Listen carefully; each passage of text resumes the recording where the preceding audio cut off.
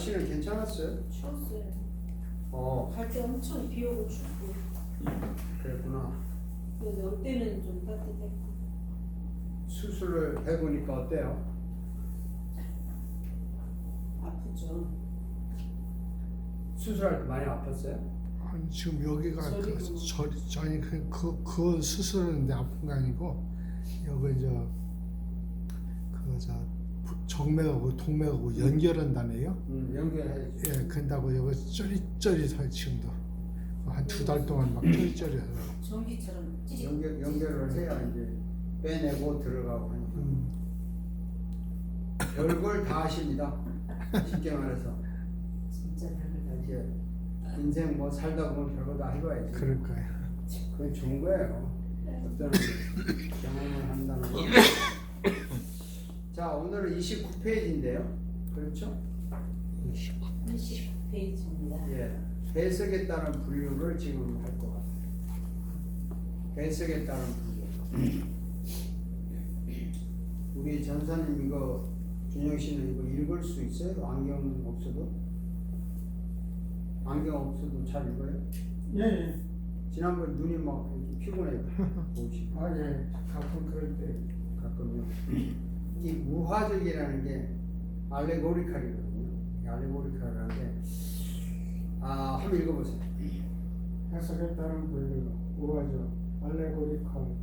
우화적 해석은 문자나 명백한 사실 아래 그 구절의 참뜻이 따로 있다고 생각한다. 우화를 통해 인간들의 생활을 간접적으로 표현한다. 우화는 확장된 의미다. 그 대표적인 것으로 잔 원년의 철로역정이 있다. 비유적 해석도 이와 유사하다. 이렇게.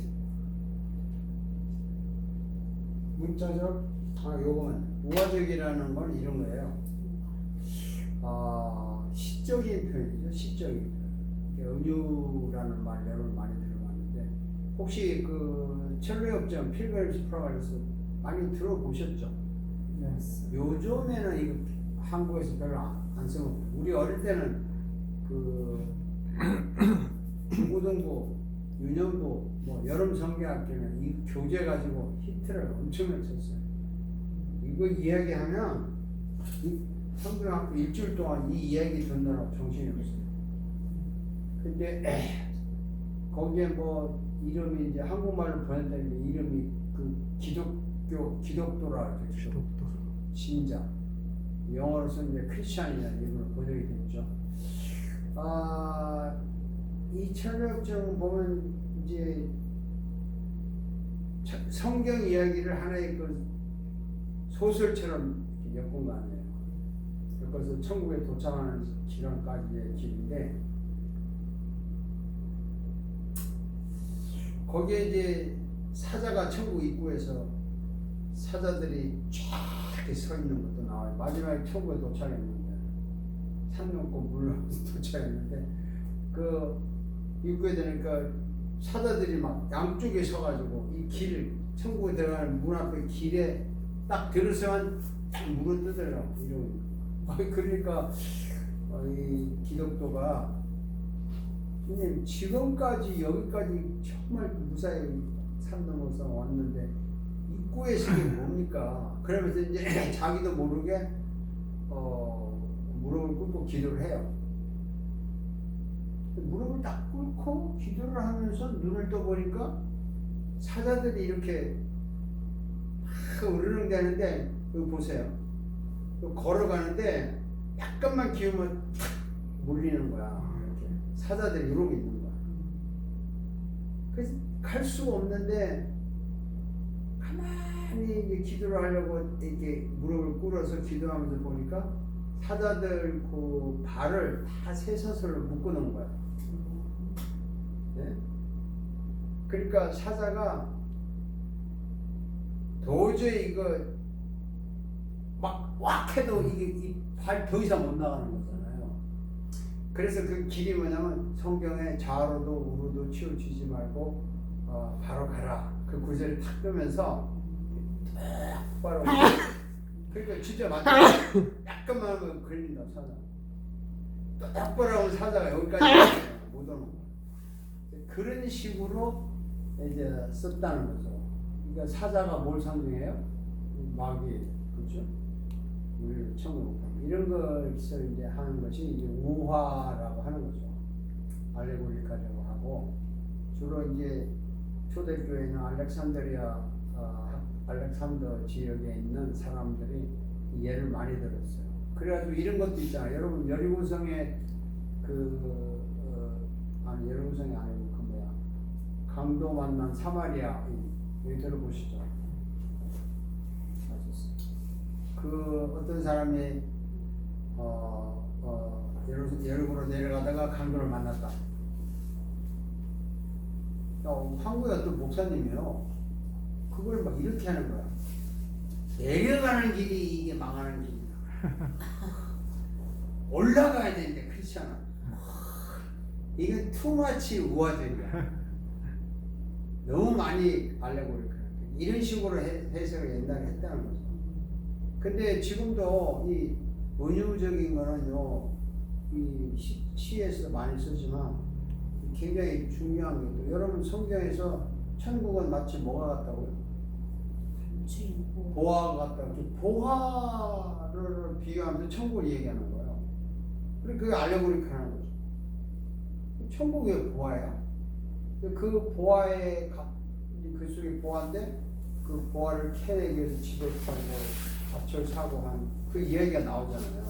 그래서 이런 비유도 비슷하게 알레고리카를 한 것 같아요. 네, 이런 것을 우리가 이제 가르쳐서 해석을 할 때 우화적으로 해석하는 경우가 많다. 그럼 이해는 좀 쉽죠? 이해하기가. 그 다음에 문자적 읽어봅시다. 예. 문장의 성격이나 문장 속에 있는 구나 절의 성격 또는 문자적 표현을 기본으로 받아들인다. 상징, 비유, 우화는 문자적으로만 해석할 수 없음에도 본문의 문자적 의미로 만족한다. 아, 이거 무서운 해석이에요.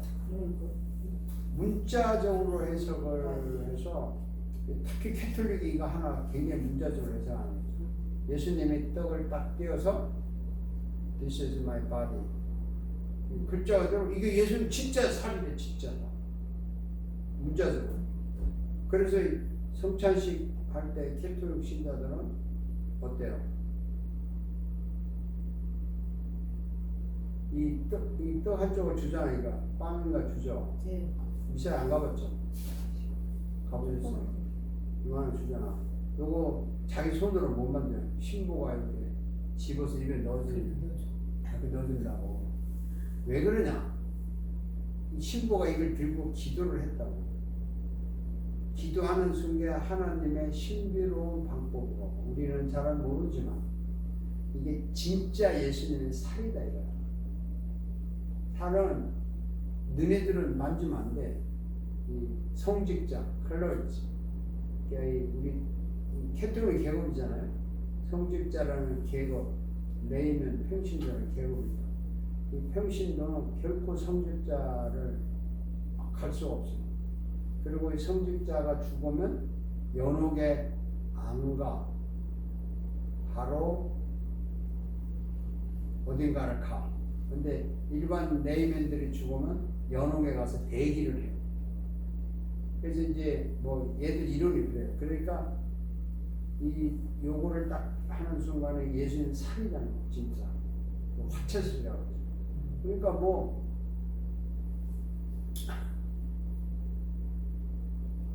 여러분 그거 믿어요? 화채술을?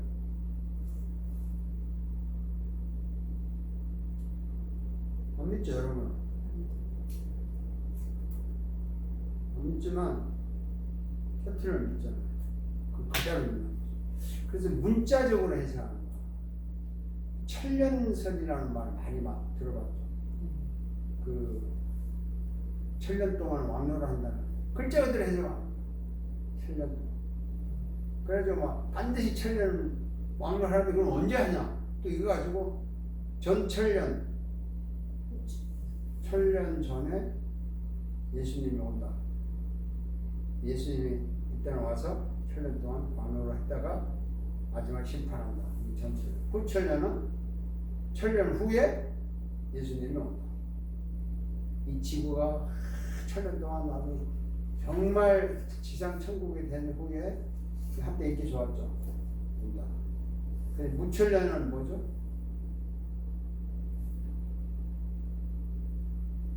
이 신학교 헛다녔어요 지금? 참나.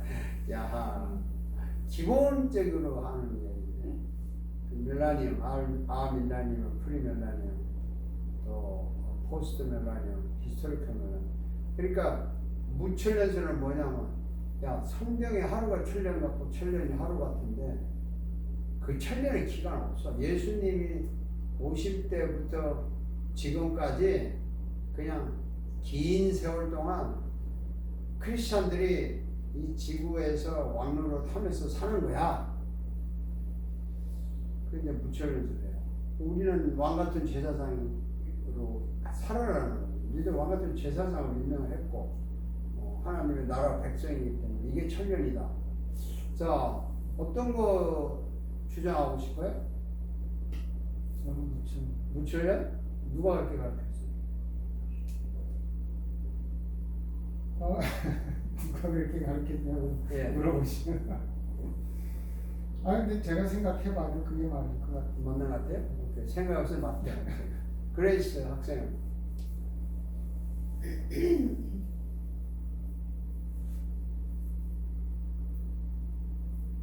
저도 그 저는 맞는 것 같아요. 맞는 것 같아요? 예. 이제 조금만 똑똑한 사람도 무천년이라 그래요. 상식적으로도 그게 말이 되지. 근데 뭐 이 글자가 있지 않냐고 이거 가지고 주장하는 사람들은요. 전천년설은 또 히스토리컬 전천년설이 있고 펀더멘탈 전천년설이 있어요. 근본주의 전천년설, 역사적인 전천년설입니다. 역사적인 전천년설은 뭐냐면 예수님이 어쨌든 천년 전에 오시는데 그때 가면 오셨다가 왕로를 하다가 심판한다 하는데 약간은 좀 뭐 해석하기 나름인데 근본주의 전천년설을 주장하는 게 누구냐면 여기 바이올라 신학교 8번 유명한 그 칼라지 아닙니까? 그리고 그 침례교 주로는 전천년설이에요. 예, 펀더멘탈 전천년설. 그리고 주로 이제 텍사스에 있는 골든 게이트 베프티스트 같은 거는 이 샌프란시스코 텍사스가 유명한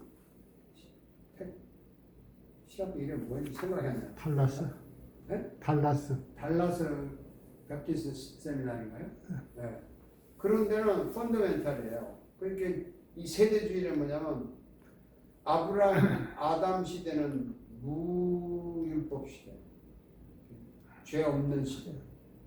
그다음에 노아 시대는 심판 시대, 아브라함 시대는 이제 족장 시대, 그다음에 모세 시대는 이제 율법 시대. 그 율법 시대 다음에 이제 예수가 오셔서 은혜 시대. 예수가 온 다음에 이제 뭐 또 무슨 시대 이렇게 시대별로 나눠서 하나님이 그때그때 역사한다는 거예요. 그래서 이제 마지막에는 이제 예수님 오시고 난 후에 마지막 세대, 이 세대가 이제 전천년이고 이때의 은혜 시대다. 그래서 성경을 해석할 때요, 구약은 구약으로만 해석을 해요. 신약과 구약과 관계가 없다는 거예요. 근데 이 사람들이 이제 왜 인기가 좋았냐면 펀더멘탈은 오직 성경만 믿어야 된다고 옛날에 막 이 후천연설이 항상 유행할 때는 성경이 뭐 100% 하나님의 말씀이냐 아니냐 이런 거 뭐 할 때 이 펀더멘탈 사람들이 성경만이 유일한 하나님 말씀이고 1.1획도 변하지 않는다. 이걸 강조해가지고 성경은 글자 그대로 다 믿고 해석해야 된다. 이게 주장을 하다 보니까 이렇게 이제 펀더멘탈이 된 거예요. 그러니까 천년 믿어야지. 그리고 뭐 이제 창세기도 뭐 하루 24시간 뭐 일주일. 근데 그러면 여러분이 이걸 좋은 점도 있어요. 이게 우화로 해석하는 것도 좋은 점이 있고 문자적인 해석도 좋은 점은 있지만 예수님이 5천 명을 먹였다고 그럴 때 딱 5천 명이에요. 남자만 5천 명이에요. 여자도 있잖아. 그리고 아니 남자만 딱 5천 명이 있겠어요. 4,990명일 수도 있잖아. 5,100명일 수도 있고. 그러니까 5천 명이더라. 성경 5천 이런 식으로 해석을 하는 거야 문자적으로. 그러니까 어떤 거는 문자적으로 해석해야 될 게 있어요. 뭐 일주일을 창조했다 이런 거 문자적으로 해석해야지. 그러니까 어떤 거는 문자적으로는 아니야. 이건 어떤 다른 의미가 있다고. 그래서 성경을 다 섞어서 해석해야 되는데 이거 문자적으로 하는 사람들이 성경을 100% 하나님의 말씀에다 주장하는 것까지는 이해가 되는데 그거를 너무 완고하게 하다 보니까 해석에 문제가 생기죠. 당연히 생기죠. 그 다음 해석이 뭔가 봅시다. 경건주의에 대해서 읽어보세요. 경건주의, 디볼성을 교리보다는 성경의 윤리 도덕적 측면에 강조점을 두어 영적 생활의 발전을 목적으로 해석한다. 그러니까 성경 해석할 때 어떤 교리는 심하게 안 해요. 교리적인 설교를 안 하다 보니까 뭘 해석하냐면 도덕적인 것만 강조합니다. 요즘 설교가 다 그렇죠. 도덕적인데 요즘에 이제 인문학적으로 하죠. 어떻게 하면 이 성격을 바르게 할 수 있나, 어떻게 하면 뭐 가족 생활을 평안하게 할 수 있나, 어떻게 하면 그러면서 이제 도덕적인 면, 사회 심리학적 면 이런 걸 강조하는 또 설교가 있어요. 근데 이런 걸 주고 해석하다 보면 사람들이 상당히 그 뭐라 그럴까 예의도 바르고 또 교회 생활도 아름답고 사회도 좋은 점이 있죠. 그리고 막 큐티 해야 되고 새벽기도 해야 되고 뭐 해야 되고 막 강조하는 거야 디보션. 우리 어머니 옛날에 이야기 보니까 막 우리 어머니 매일 새벽기도 했잖아요. 성경 매일 읽고 그러다 보니까 경건하게는 보이는데 새벽기도 안 나오는 낮잠 자는 몇 잔 자서 안 나오는 나는 니는 목사도 아니잖아. 그러면 아니 뭐 그게 경건주의야? 네? 요즘도 한국 사람 마인드가 있어요. 여러분도 있을 거예요. 이 새벽기도 한다 그러면 신앙 되게 좋은 거죠. 그래서 뭐 큰 교회는 이제 그 10년이 되면은 일주일 보름 특별 새벽기 특색 그래가지고 강사들 초청해가지고 막 그게 아주 쫙 군대는 새로운 예수를 주고 뭐 좋은 거죠. 나쁜 건 아니지만 왜 그게 좋기도 하고 나쁜가요?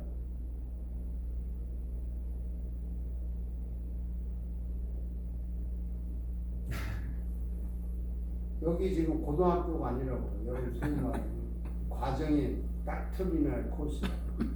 저는 그런 경험이 있었어요. 그 사람에 비해서 그 특세라고 2주를 하는데 한날은 제 아내가 다락방에서 기도 제목으로 내는 거예요.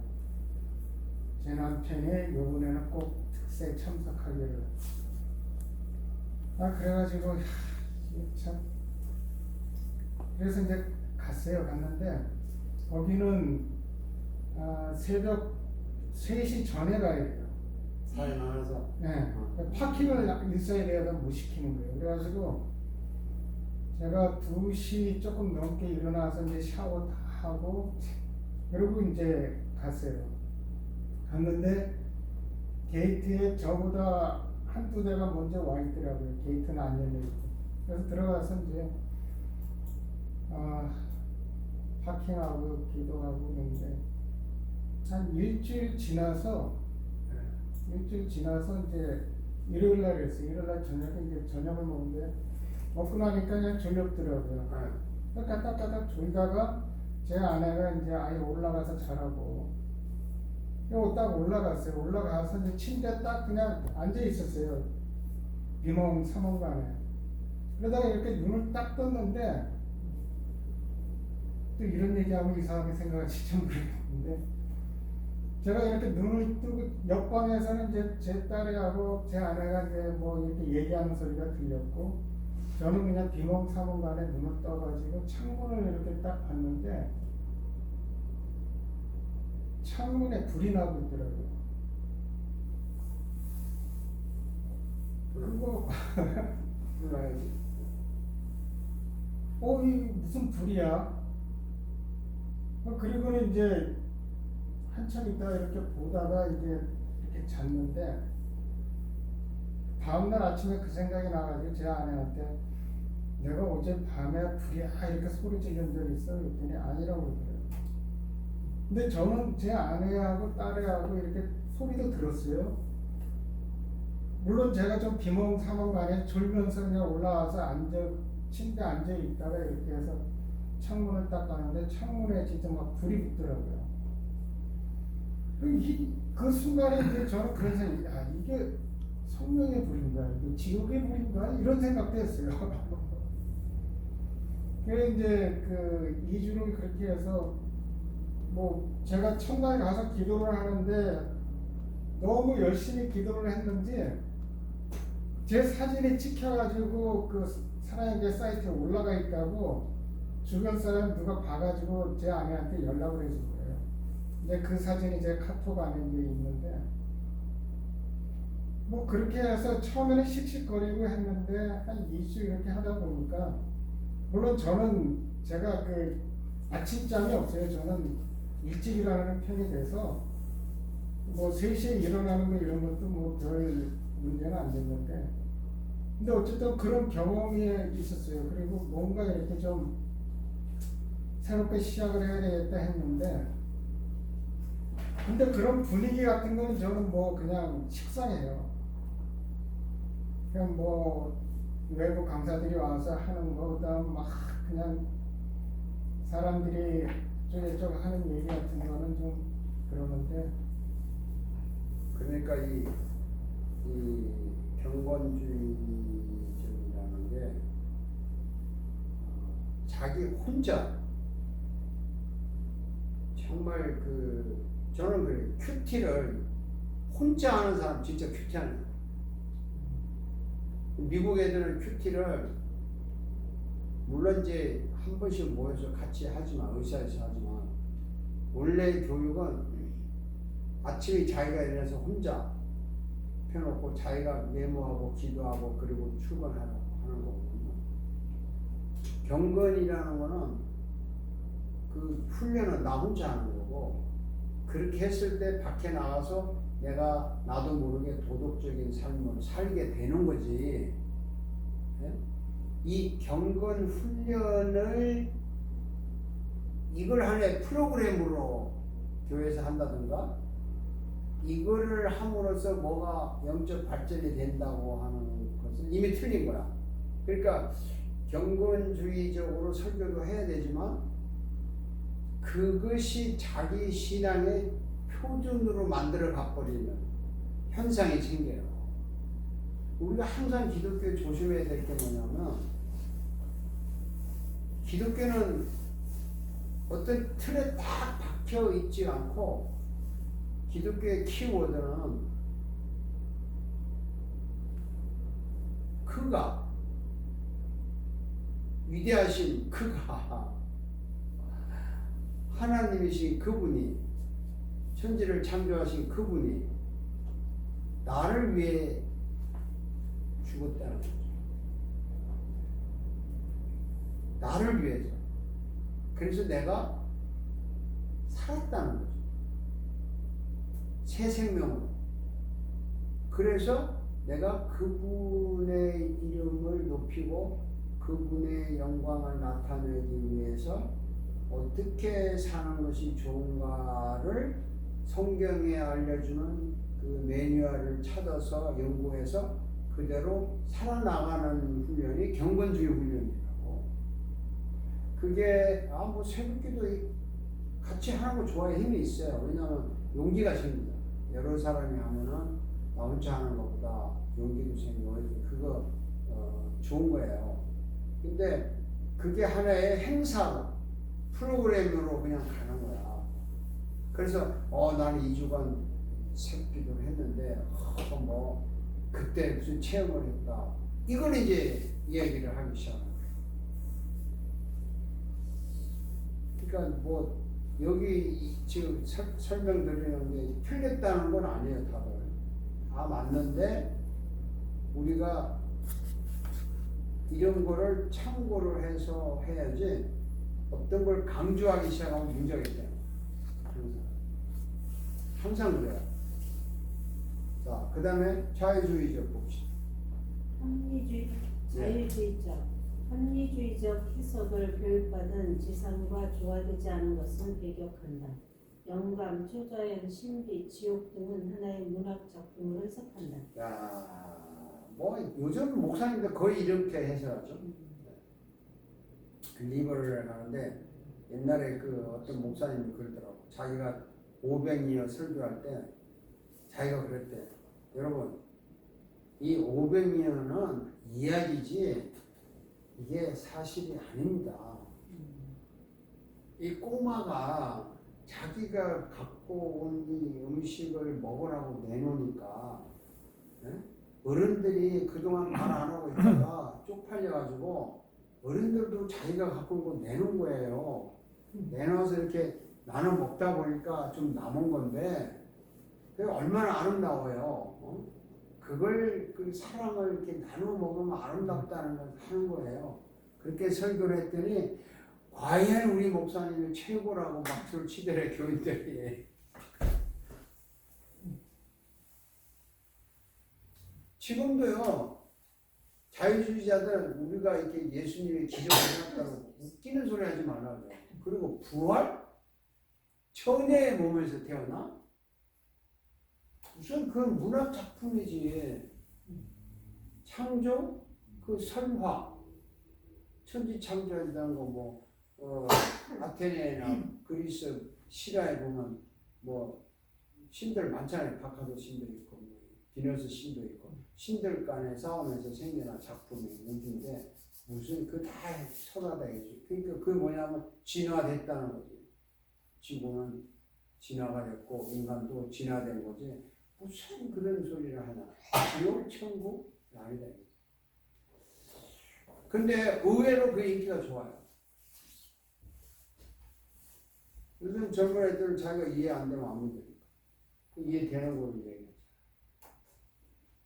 왜 아마 공부 좀 했다는 사람들은 지성에 맞는 과학적이고 철학적인 그런 것만 설교를 하죠. 그런 게 인기가 있어요. 그런 성경 해석이 있다는 거예요. 그 다음에 이제 넘버 5 이거 정통주의적 네오 오도독스 바르트 성경을 전체적으로 조화를 이룬 통일체가 아니라 상반된 신화적 체계와 도덕적 격언의 연속을 해석한다. 변증법적 해석. 성경은 계시가 아니라 계시에 대한 하나의 기록으로 해석한다. 성경은 역사적 산물이다. 이 글자를 많이 본 것 같은데 로고스와 레마. 로고스와 레마를 앞에 로고스를 안 썼고. 그러니까 우리가 잘 아는 대로 신정통주의라 이렇게 바르트 사상이죠. 이 바르트가요 지금 참 유명한 이분이 정말 글 잘 써요. 근데 이 바르트 로마서 해석을 보면은 젊은 사람들이 그냥 다 빠져요. 그리고 이 바르트의 신학이 뭐 지금 통합처 또 뭐 심지어는 바이올라 이런 데서 웬만한 신학교에는 바르트 모르는 신학 한 사람도 아니에요. 바르트를 반대하는 사람은 웨스민스터 학파밖에 없어요. 다른 사람들 다 읽는데 그 정도. 이 바르트가 이 근접법적 해석이라고 하는데 쉽게 말하면 이래요. 하나님의 말씀이 여러분 베데스다 연못에 환자들이 기다리고 있다가 연못이 확 움직일 때 뛰어내려가면 낫는다 그러잖아요. 그러니까 안 움직일 때는 뛰어가면 소용이 없는 거야. 그것처럼 하나님의 말씀은 로고스가 있고 레마가 있다. 로고스는 이제 기록된 말씀. 근데 이 기록된 말씀이 출렁거릴 때가 있다는, 출렁거릴 때가. 그때 내가 탁 그 말씀을 난 붙잡는 거야. 그 레마라는. 그러니까 보세요. 여러분 성경 표시 있잖아요. 쉽게 하면 이게 정말 맞는 말 같아요. 어떻게 돼요? 성경을 쫙 읽는데 그냥 읽고 어느 구절이 팍 나한테 들어와. 그때만 하나님 말씀이야. 나머지는 책이야. 괜찮죠? 아니 근데 그거는 괜찮지? 때로는 그 말씀이 나한테 적용될 때가 있고 네. 또 어쩔 때는 같은 기절이라도 어쩔 때는 제 마음에 감동이 안 올 때가 그러니까 어떤 때는 감동이 왔을 때만 이게 살아있는 하나님의 말씀이고 감동이 안 올 때는 그냥 책이라고. 그래서 여러분 나도 그래. 나도 성경에 있다고 그냥 읽고 근데 어떤 때는 감동이 왔어. 그때가 살아있는 하나님의 말씀이고 그냥 읽을 때는 책이에요. 이게 그냥 읽을 때는 계시, 로고스, 기록이라고. 근데 이것이 나한테 딱 왔을 때만 지금 살아있는 하나님의 말씀입니다. 모든 사람이 그 말을 듣고 와 기가 막힌 발견. 근데 이건 틀렸어요. 그래서 신정통교 이게 하나님의 말씀을 강조했는데 너무 오버해서 강조했다고 해서 네오 이제 새로운 정통이라고 합니다. 바르트가 이단 아니거든요. 정통인데 너무 오버한 거야. 이런 거예요, 여러분. 우리가 갖고 있는 성경책이 나한테 감동을 주든 안 오든 저건 살아있는 하나님 말씀이에요. 그렇잖아요? 나한테 감동 안 오면 살아있는 말씀 아니야? 그냥 책이야?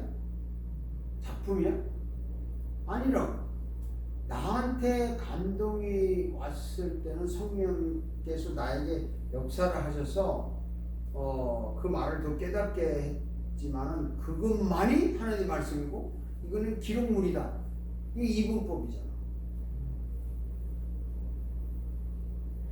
그래서 이 전체적으로 하나님의 말씀이라는 개념가 아니라 이거는 그냥 계시된 책이야. 책이고 이게 어느 날 그러니까 내가 어느 날 마태복음 1장 은혜 받으면 그 구절만 나에게 살아있는 하나님의 말씀이고 그전에는 역사적인 산물이라는 거야. 이거는 역사적인 하나의 증거다 이거죠. 폭탄이 터졌잖아요. 폭탄이 탁 터지면 폭탄이 파진 웅덩이가 있잖아. 웅덩이를 딱 보면 이건 뭐냐면 폭탄이 왔다는 증거다 이거지. 이 웅덩이 같은 게 하나님 말씀이고 진짜 폭탄은 없는 거야. 그래서 진짜 폭탄은 어딘가에 딴 데가 있는 거야. 그래서 이 구덩이는 뭐냐? 이거는 폭탄이 왔다 갔다 하는 증거고 진짜 폭탄은 내가 딴 데 가서 찾는 거야. 그러니까 이성으로 이 하나님의 말씀이 이거지만 역사적인 산물이지만 진짜 살아있는 하나님의 말씀은 여기 있는 거야. 여기서 나한테 이렇게 오는 거야.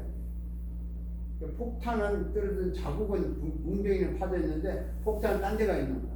딴 데 찾는 거야. 그것처럼 내가 성경을 읽을 때 하나님이 나에게 따로 역사하는 거야. 그래서 이 말씀과 매치가 되면 그게 나에게 진짜 하나님의 말씀이고 안 되면 이거는 그러니까 이 바르트의 이성이 변정법적이라서 굉장히 언뜻 들으면 굉장히 그럴듯해요. 맞아. 나한테 안 부딪혀오는데 이게 무슨 하나님의 말씀이야. 나한테 와야지. 그러니까 나한테 온다는 거를 우리는 이 살아있는 하나님의 말씀이 성령께서 나에게 감동을 주어서 더 깨닫게 한다 이렇게 보는데 이 사람들은 이것이 나에게 올 때는 내 이성이 뭔가를 내가 깨달아야 되는 거야. 그렇게 할 때 그때만 이게 살아있는 말씀. 이게 참 말장난하는 거죠. 근데 장신대 그 출신 목사님들하고 저는 많이 좀 알거든요. 얘기를 나눠보면은 바르트야. 뭔가 예? 바르트 얘기. 예. 바르트 신학 정통주의 신학 하잖아요. 그래가지고 뭔가 안 맞아요. 안 맞던 지들을 떠드는 거야. 그러니까 상당히 이성적으로 우리 이성으로 내가 이게 깨달아지어야 되지. 이거 자체가 하나님의 말씀, 이건 이제 하나님의 작품이야. 그러니까 이것과 내가 깨달았다는 것과를 상반된 신학적 체계라고 되어 있었잖아. 성경을 전체적으로 조화를 이룬 통일체가 아니라 상반된 신화적 체계와 도덕적 체계. 그러니까 이게 살아있는 하나님의 말씀이 실적 권위가 있는 건데 이건 하나의 그 도덕적인 교훈, 역사적인 증거. 이 성경을 굉장히 귀하게 보면서 성경을 그냥 지가 넘어가 버린 거예요. 우리가요 너무 밑바닥으로 내려가도 살면 안 되지만 이거 도를 넘으면 이것도 곤란해요. 그래서 이 바르트는 도를 넘었다. 하나님의 말씀이 그러니까 이게 뭐냐면 여러분 보세요. 근데 이제 극단적으로 얘기해요. 내가 이해가 안 돼. 성경인데 이해가 안 돼. 하나님의 말씀 아니야. 그냥 하나님의 계시일 뿐이야. 내가 이해가 될 때 하나님의 말씀. 그러니까 이 말씀과 계시라는 말 있잖아요. 굉장히 무서운 말이에요. 이 말씀이 많이 강조한다고 말합니다. 내가 깨달아져야 말씀이야.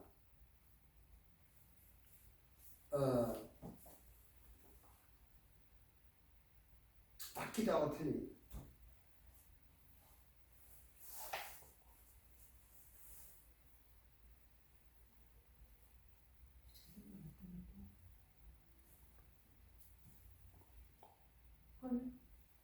나에게 이게 안 깨달아지면 말씀이 아니지. 그래? 아니, 내가 못 깨달으니까 이게 말씀이 아니야? 아니라고? 아니래 바르트잖아, 벌써. 그럼 무슨 뜻이야? 아니 내가 안 깨달아졌다고 해서 그게 말씀이 아니라는 그게 아니라는 거죠. 그렇지. 무슨 말인지 알아요. 아는데 내가 이제 물고 늘어지는 거야. 그러니까 이게 바르트가 이렇게 물고 늘어진다고. 왜냐면 이게 하나님의 계시인 건 맞아. 계시인데 이 살아있는 말씀이 아닌 거죠. 내가 못 깨닫는데 이게 무슨 말씀이냐. 불신자가 똑같은 소리 하는 거지. 알고 보면 아니 내가 안 믿어지는데 무슨 이게 하나님 말씀이야 웃기네 이러는 거 아니에요. 내가 믿어질 때만 이게 말씀이다. 레마. 그러니까 베데스다의 물이 이 동할 때만 살아있는 거야. 성령이 나에게 말씀하시는 거라는 거지. 이걸요 순복음 쪽에는 어떻게 생각하는 줄 아세요? 이 레마가 이명범 씨 같은 그런 사람들이 이 순복음 대통령 이렇게 합니다. 로고스가 성령이 역사하셔서 나에게 올 때는 레마로 역사한다. 이렇게 해석을 해요. 그래서 오늘 설교 주마다 성령님 나에게 말씀하셨어. 이게 레마야. 이렇게 또 언뜻 들으면 저분은 성령님이 일일이 말씀하시는 거야. 대단한 분이다. 우리는 또 나는 뭐야? 성령이 일일이 말씀 안 해서 그냥 책만 읽고 있는 거야. 뭐 이렇게 또 비교도 하고. 기독교가 이렇게 체계가 없이 기독교를 알게 되면요, 막 헷갈려요. 그렇게 이런 게 나오지. 신정통주의가 나오고 우화적이 나오고 문자적이 나오고 뭐 각자 주장 다 하는 거야. 그러니까 뭐 평신도들은 그냥 헷갈리는 거야. 그럼 평신도들 복잡하니까 누구를 믿어요? 정무사님 같이 인물이 이쁘고 마음 좋은 사람, 목사하면 그 사람만 믿고 끝나는 거야. 모르니까. 그리고 저 목사님 나한테 별로 잘 안 해줘. 그럼 그냥 안 믿는 거야. 그리고 큰 교회 목사는 뭐 어떤 크니까 실력 있는 줄 알고 그냥 믿는 거야. 뭐 좋은 교회 목사는 별별 없으니까 그냥 그런 거고. 이게 왜 이런 일이 일어나냐면 교인들도 그렇고 목회자들도 그렇고 설교자들이 이 본질적인 것을 안 깨닫게 해주고 그냥 하는 거예요. 그냥 믿게 하는 거예요.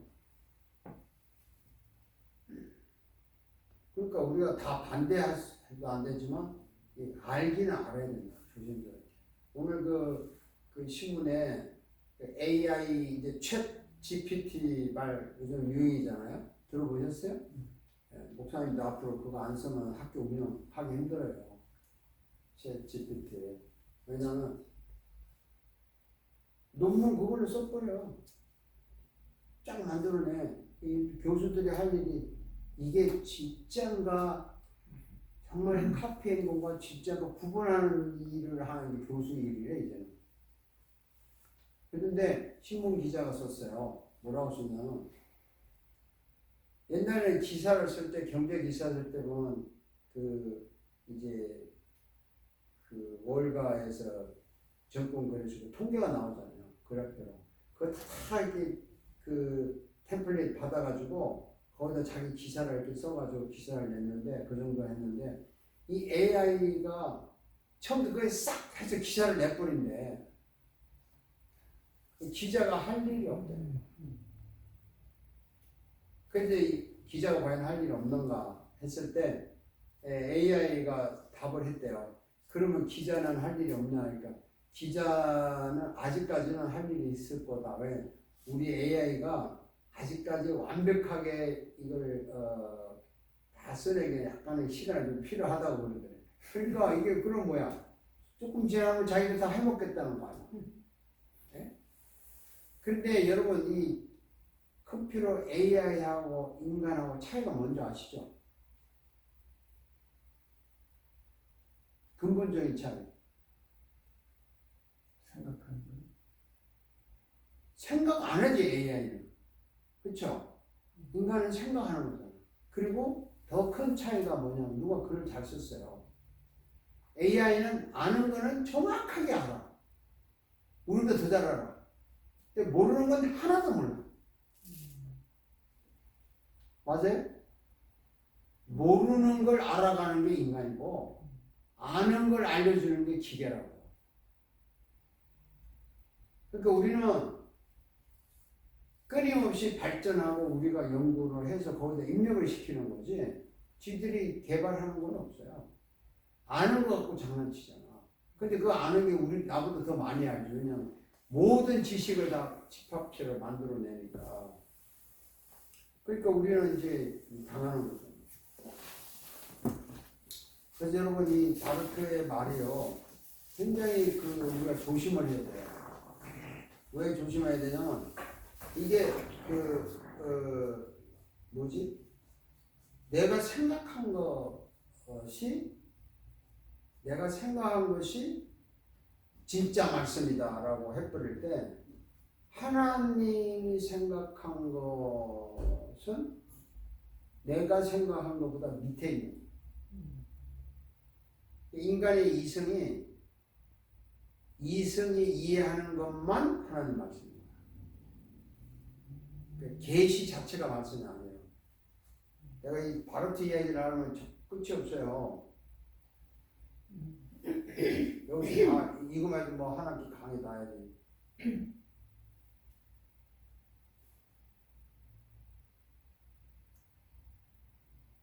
그러니까 이성으로 이해한 것만 하나님의 말씀이다.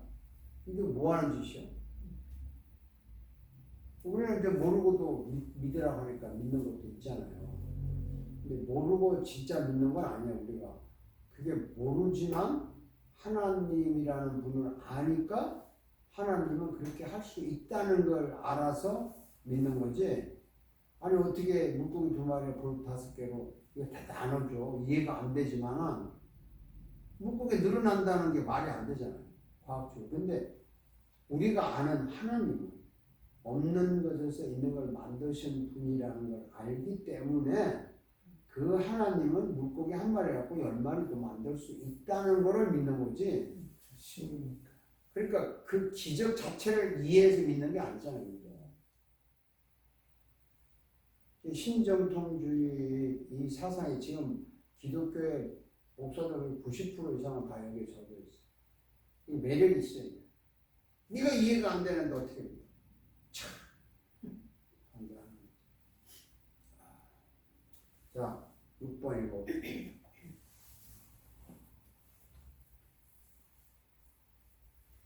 구원사적 루터와 슐라이마우. 슐라임 네, 통합적 견해. 통합적 견해. 계시는 과거로 돌아가며 미래로 나아가는 고차원 형태다. 하나의 역사적 사건의 구원은 과거에 있고 의인은 현재에 있고 그 전망은 미래에 있다는 해석이다. 모든 성경은 이 거룩한 역사를 연구하는 데 결합되었다. 성경을 역사적 사건과 연관된 해석 산물로 해석한다. 오스카 쿨만은 계시는 하나님의 행위며 그분의 언어가 아니라고 해석한다. 쿨만의 구속사적 해석은 이미 올레기 이루어진 구원과 완성된 구원 사이에서 성경을 세상 역사의 관점에서 해석한다. 이게 참 할 때 인기가 좋았어요. 구속사적 신학이라고 그래가지고 이제 릴레이티브 히스토리라고. 결국에 창세기부터 요한계시록까지는 구원의 역사 아니에요? 그렇죠? 그래서 창세기는 구원에 대한 이야기가 요만큼 보여. 근데 점점 갈수록 이제 요한계시록에 가니까 이 천국이 환히 보인단 말이죠. 그래서 이 점진적인 프로그레시브 히스토리컬 리덴티브라는 말도 써요. 그러니까 사람들이 많이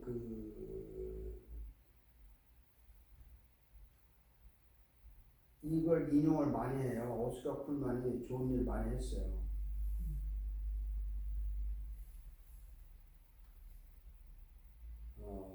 그런데 뭐가 문제나, 자, 구원 사건은 과거죠. 틀림없죠. 십자가 사건은. 근데 그 의미는 현재 있고 이제 거기에 대한 완성은 미래에 있다. 우리 구원을 받았지만 지금 구원을 누리고 있고 앞으로 완전한 구원을 이룬다. 이게 다 기가 막히게 맞는 말이에요. 그래서 성경을 하나의 직선으로 쫙 반하는 것까지는 굉장히 좋아요. 근데 성경을 해석할 때 과거, 현재, 미래라고 하는 관점에서 이게 역사적인 사건인데 영감된 해석의 산물을 해석하기 때문에 이 계시가, 이 하나님에게 보여준 계시가 역사적인 산물이지 이게 자체가 하나님의 언어가 아니다는 거야. 쉽게 말해서 하나님이 제자들에게 영감을 주실 때 그때 그 사람들은 헬라어를 썼잖아요. 신약 제자들은. 구약의 사람들은 히브리어를 썼겠죠. 그럼 하나님이 그들에게 계시를 줬단 말이에요. 계시는 하나님의 주는 행인데 그때 그들의 준 히브리어로 쓴 글자들 내용, 엘로힘이라든지 야훼라든지 바라크 이렇게 이제 천지를 창조하시는 이게 준 그거는 하나님은 그런 히브리어로 말하지 않았다는 거지. 쉽게 말해서 하나님은 헬라어로 말한 게 아니다 이거죠. 어떤 영감을 줬기 때문에 그 사람들 받아서 헬라어로 썼다는 거지. 그러면 모세에게 나타나서 모세야라고 불렀을 때 하나님은 어느 나라 말을 했을 것 같아요? 이집트 말을 했는 거죠. 뭐 그때 당시 말은 아람어라고 해요. 다들 아람이라는데 그 어쨌든 그러면 예수님 어느 나라 말로 말했어요? 예수님은 아람어도 많이 쓰셨다고. 아람어 많이 썼죠. 예, 그때 당시 유대인들 아람어 썼으니까. 근데 그건 하나님의 언어가 아니야? 그건 인간의 언어예요. 모세를 부를 때 하나님 모세야 그때 당시 모세가 히브리 말을 했으면 이집트 말을 했으면 이집트 말을 모세야라고 불렀을 거 아니에요. 그러면 그건 하나님 언어가 아니야. 그럼 누구 언어야? 그러니까 우리 인간의 언어를 만드신 분이 이제 하나님이죠. 언어를 흩으신 분도 하나님이고. 그리고 이제 요즘은 이제 방언이 이제 방언으로 하나님이 말하게 하잖아요. 방언도 하나님의 어떤 언어잖아요. 그래서 오스카 쿨만이 계시를 우리에게 보여준 건 사실이지만 이 계시를 기록한 언어는 하나님의 언어가 아니고 인간이 쓰는 언어다 이렇게 생각하는 거야. 그러니까 뭐라 그럴까?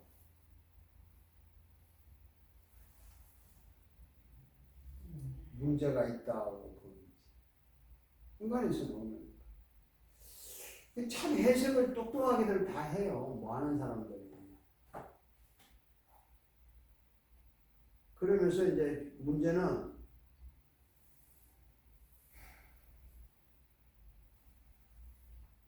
신학교 다니면서요. 이런 거 공부하는데 학생들이 그런 거. 아니 뭐 목사 돼가지고 이런 거 어디다 써먹으려고. 이런 거 모르고 설교하면 자기도 모르게 엉뚱한 설교 하게 돼 있어요. 근데 하나님이 언어가 정확하게 천국의 언어가 따로 있는지 없는지는 우리는 정말 몰라요. 모르지만 계시를 하나님이 기록했을 때 우리가 아는 거는 히브리어, 이제 신약은 헬라어로 생각한다면 하나님께서 그 히브리를 쓰게 한 것도 헬라어를 쓰게 한 것도 하나님의 언어라고. 근데 그 예를 들어서 하나님이 모세야라고 불렀는지 우리나라 번역은 모세야 내가 여기 있나 했지만 뭐 히브리 말로 뭐라고 모세 그럼 here I am 할 때 뭐 어떤 거는 모르지만 그런 그 하나님도 인간이 쓰는 언어와 나누어 같은 대화를 했다는 거 아니에요. 하나님은 천국에 말하고 우리는 세상에 말해가지고 통했나? 그러니까 언뜻 들은 뭐 하나님의 언어는 달라. 우리가 쓰는 언어하고 달라. 우리는 그냥 영광을 받아 기록했을 뿐이야. 어떻게 되면 그것도 맞는 것 같아요.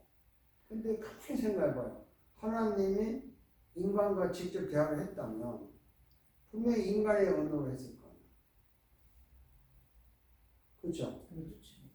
근데 이게 이 구원사적 해석이라는 게 뭐냐면 이게 이 구원해가지고 우리는 구원받았고 앞으로 예수 구원이 있고 그 중간에 세상이 있다. 그래서 이런 관점에서 성경을 봐야지 이거 뭐 하나님 말씀이 과거, 현재, 미래를 나누어서 이렇게 안 보고 그냥 하나의 현재로 본다. 이건 무리하다. 이런 해석하는 거예요. 구원이나 이러면. 그렇듯하죠. 구원 사건은 과거고 현재 의의가 있고 앞으로 구원은 미래에 일어날 일이라는 말이 맞는데 한번 물어봅시다. 하나님의 말씀은 과거나 현재나 지금이나 똑같아요, 달라요? 네? 똑같대요. 그레이스 학생. 준영 학생은 어때요? 동일하다고. 동일하죠? 동일하죠? 그러면 성경을 해석할 때 어떻게 해야 돼요? 지금 과거의 이야기도 지금 이야기처럼 할 수 있고 미래의 이야기도 지금 이야기처럼 할 수 있고 그렇잖아요. 똑같으니까. 그러면 하나님이 2000년 전에는 이렇게 말했고 2000년 후에 이렇게 말할 것이다 라고 생각을 할 수 있어요? 그래서 이거 옛날에 그 시대에 그렇게 말한 거고 지금은 그렇게 보면 안 돼라고 말하는 해석을 많이 하잖아요. 그게 매력이 있잖아. 아주 캐캐묵은 이야기지. 지금 시대에 무슨 술 담배를 하지 마라. 뭐 그건 성경에 확실히 있는 건 아니지만 11조라는 게 뭐 구약 시대에 있는 거지. 뭐 신약에 있냐. 또 그리고 뭐 주일이라는 게 뭐 안식일은 구약에 있는 거지. 신약 시대 주일을 지키라는 게 어디 있냐. 뭐 이렇게. 그리고 여자 목사 하냐 안 하냐 하는 것도 뭐 고린도 교회에서 일어난 이야기. 디모데에게 한 이야기는 그때 당시에 풍습이 여자들이 다물으라고 하는 거지 지금도 여자는 교회에서 하지 말라는 게 맞냐 뭐 이거 가지고 어떻게 생각해요 여러분? 지금 시대는 다르다 이 말에 그냥 다들 공감하잖아.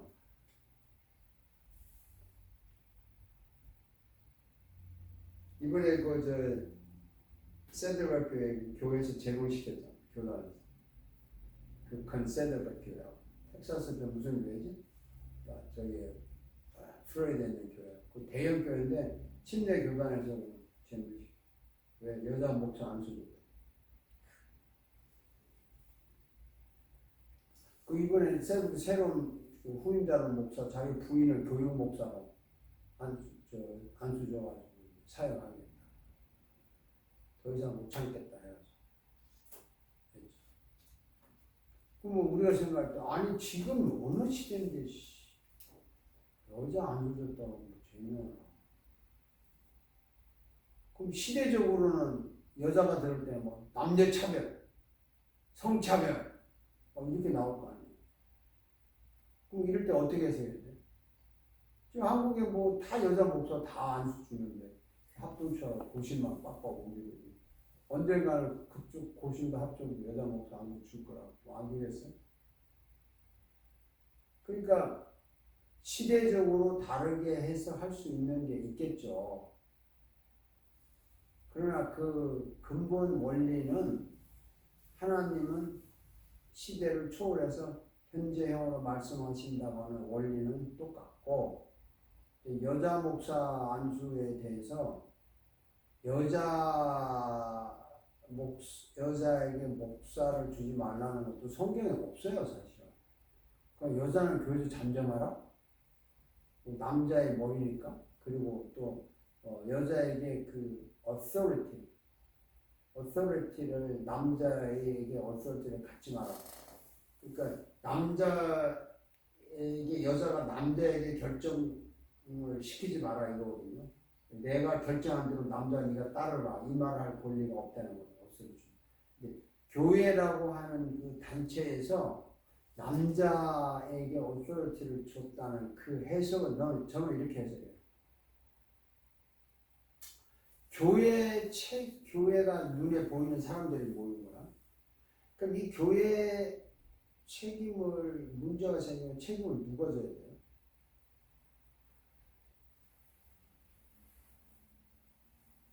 그게 문제가 생깁니다. 누가 져야 돼? 그 담임 목사들. 담임 목사들. 누가 져야 돼? 자, 그러면 가정이라고 할 때 엄마, 아버지, 아들, 딸. 그 가정이잖아. 그죠? 가정의 책임은 누가 져요? 가정이죠. 가장이 누구예요? 아빠였죠. 그럼 옛날에는 가장이 아빠였는데 요즘은 가장이 여자야? 나는 요즘 가장이 여자라는 시대가 변했어. 그러면 가정에 문제가 생기면 가장이 책임을 져야 돼요. 조금 더 확대해서 인류가 선악과를 따먹었을 때 책임은 누가 졌어요? 그 책임 하나님 지셔야 돼요. 책임은 다 졌잖아요. 아담이었어요. 아담이 하와. 졌지. 아와가 따먹었는데 하나님은 아담에게 책임을 준 거예요. 네가 따먹어. 그리고 네 자손이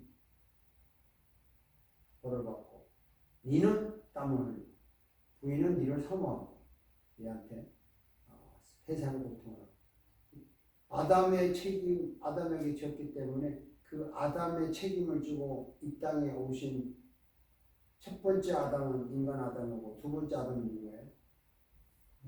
예수님이잖아. 예수님의 책임을 지고 십자가에 죽었잖아. 엄청난 사건 아니에요, 이거? 이게 시대가 달라서 변해지는 사건이라면 뭐 나도 할 말이 없지만 이거는 안 변해. 예수가 마지막 아담으로서 우리를 위해 죽고 구원하신 거예요. 책임을 졌다는. 그러면 그런 의미에서 교회의 책임을 누가 졌느냐? 목사가 진다고 했을 때 그때 당시는 목사를 남자만 했다는 거지. 가장이 남자였기 때문에. 자, 그래서 그러면 지금은 가장이 여자고 지금도 교회의 책임은 여자가 목사가 먼저 지어야 된다. 그러니까 책임을 여자가 진다. 가장인 여자가 한다. 그 시대에 따라서 바뀌었다고 할 수 있는 거예요. 그거는. 그렇죠? 그러면 여자가 목사 안수할 수 있는 거야.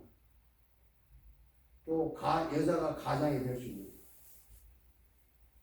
그렇게 풀던가 해석을 하려면 책임감이 누구냐에 따라서 결정하는 거지 여자니까 안 되고 남자니까 안 되고가 아니라니까. 근데 성경에서는 아담이라고 하는 남자에게 책임을 지었다는 거죠. 그렇게 봤을 때 하나님은 교회라는 건 그리스도의 몸이에요. 인간이 모인 교회지만 그리스도 교회 머리 되세요. 그렇죠? 다 알고 있죠. 우리는 그의 몸이잖아요. 그럼 이 교회의 책임은 그리스도가 지는 거예요. 그리스도가 진다는 걸 상징적으로 그리스도가 남자니까 남자가 져야 된다. 그래서 남자가 목사가 돼야 된다라고 신학적인 해석을 한다면 그 사람들은 끝까지 남자에게 목사하라고 할 거라고요. 당연히 그렇게 해석을 해야 되니까. 근데 교회 책임은 예수님이 남들은 졌지만 시대가 변해서 캐톨릭처럼 예수님의 어머니도 책임이 있다. 지겠다. 뭐 그렇게 여자도 뭐 하자 그러면 할 수 있는 거죠. 신학을 해석할 때 오리지널을 먼저 봐야 돼. 오리지널을 딱 보니까 그래서 고린도교에 보면 여자의 머리는 남자고 남자의 머리는 그리스도고 그리스도의 머리는 하나님이다. 이렇게 해서 했구나. 그러면 그게 차별이 아니잖아요. 여성 남성 차별이 아니잖아. 창조의 질서고 책임을 지는 질서잖아요. 하나님이 지금 말도 하나님이 전 인류에 대한 책임자니까 그 책임을 지면 자기가 예수가 돼서 오셨잖아요. 예수가 돼서 아담이 잘못하면서 책임지고 아담의 역할을 해서 다 구원했잖아. 아담 하나 때문에 다 저주받았으니까 예수 하나 때문에 다 구원받게 해줬잖아. 그러면 그리스도가 교회의 머리 대신 그리스도가 그 교회를 세워서 이제 인류를 구원하겠다는 거 아니에요. 교회를 통해서 복음을 전하고. 그러면 교회 책임을 남자가 져라 하는 것이 고린도 교회 바울이 여자의 머리는 남자고 남자의 머리는 그렇게 쓴 거라고. 그걸 뭐 시대가 다르니까 여자 해야 된다라고 해석하는 건 아닌 것 같아요. 그게 남녀 차별도 아니고 직업도 아닌데 그 질서의 책임감을 묻는 거고 하나님 질서를 말하는 건데 그 시대가 달랐다 남자 여자 차별이다라고 해석하는 거는 자유주의적인 해석이고 그때는 그때고 지금도 할 말이 없어요. 그래서 뭐 그때 당시에도 교회 공동체 안에서는 거의 평등 다 남녀 평등했지. 평등 사회에서는 차별이 있었지만 그 공동체 안에서는 종이고 뭐 다 평등한 그러니까 신분의 문제가 아니라니까 책임을 이 공동체 책임을 누가 질 거냐?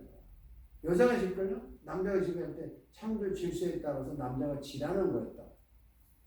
그게 이제 남자가 지라고 했다 해서 그게 목사가 되었다라고는 성경에 말하지 않았어.